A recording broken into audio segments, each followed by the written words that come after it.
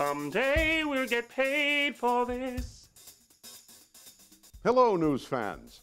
From high atop the Scrapple News Towers here in downtown Philadelphia, it's time for Scrapple News. And I'm A.P. Ticker. But you and I both knew that, didn't we? Police are looking for these two cutie pies captured in a security camera at Sugar House Casino for questioning in connection with the assault and the attempted robbery of a Cinnaminson, New Jersey man who had won $2,000 at the casino. The pair reportedly overheard the victim talking on a cell phone in the men's room, telling his girlfriend that he had won big. The pair followed the victim out to the parking lot and offered him a ride, which he refused. After a cab dropped the victim off a block from his home in Cinnaminson, the victim was struck on the head and knocked to the ground. He said he thought a tree branch had fallen on his head, but then turned to see the two men standing over him with guns drawn. They shouted, "Give it up, give it up," they shouted, just like that. Then the victim began shouting for someone to call the police. And when that happened, the two men ran away. The victim was taken to a nearby hospital where it took 8 staples to close the gash in his skull. Anyone who knows the whereabouts of these men is urged to come forward.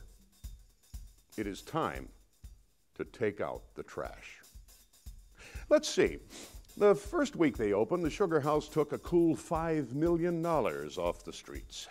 And now this. How's that gambling thing working out for you, Philadelphia? What? Excuse me, ma'am. Don't you think you've gambled enough? No. Okay.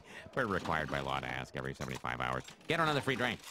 Fasten your seatbelts. It's going to be a bumpy ride.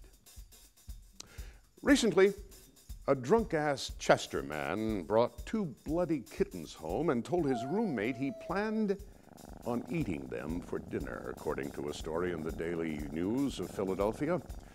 Francis McGinley, who was 44, told his roommate he'd run over the 4-week-old kittens with his truck, "so I could eat them for dinner," is what he said, according to the police report.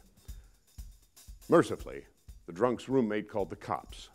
The kittens, believed to be siblings, were taken to a vet where emergency technicians treated them. They are expected to make a complete recovery. McGinley has been charged with cruelty to animals, public drunkenness, and related charges. He is an asshole.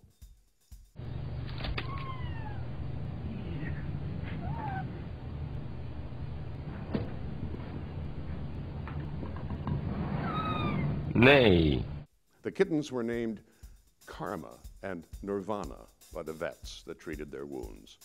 They will be put up for adoption in a few weeks, hoping to hook up with a nice childless married couple that promises not to eat them.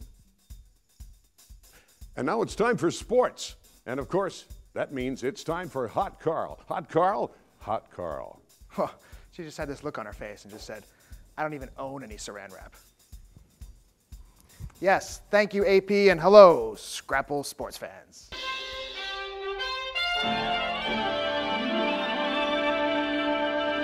Philadelphia Union wrapped up the home portion of their inaugural season schedule over the weekend, and they did it in style. 2-1 win, capping off the successful return of professional soccer in Philadelphia. In a related story, the 76ers announced that within the next 3 to 5 years, they hope to bring professional basketball back to Philadelphia. The Eagles won on Sunday, and the receiver Deshaun Jackson had a big game, well, at least until he got concussed on this hit by a guy named Dante. Ball for 32 on 3rd down and 6. Cobb in trouble, gets rid of it. Oh, big hit on Deshaun Jackson. And there is a penalty marker. You can do, they've implemented the rule.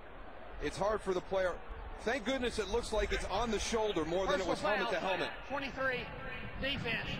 Hit to a defenseless receiver. 15-yard penalty. First down.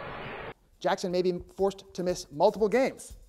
He said it was the biggest hit he's taken since last February at Snoop Dogg's Super Bowl party. Saving the biggest for last, the Phillies. World Series? Maybe, maybe not. Tune in next week. And that's what we call a tease, AP. And Hot Karl, there's no bigger tease I know than you yourself. Go Phils. And that's the news. I'm AP Ticker.